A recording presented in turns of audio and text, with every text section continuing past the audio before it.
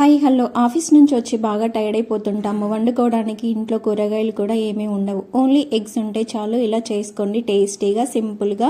ఇప్పుడు ఇది ఎలా చేయాలో చూద్దాము. ఫస్ట్ ఒక ప్యాన్ తీసుకొని అందులో ఆయిల్ వేసుకొని పోపు గింజలు, ఆనియన్, కరివేపాకు, జింజర్ గార్లిక్ పేస్ట్ అన్నీ వేసుకొని పచ్చివాసన పోయేంత వరకు ఫ్రై చేసేసుకొని మనకి ఎన్ని ఎగ్స్ కావాలో అన్ని వేసేసుకొని క్యాప్ పెట్టేసుకుంటే సరిపోతుంది.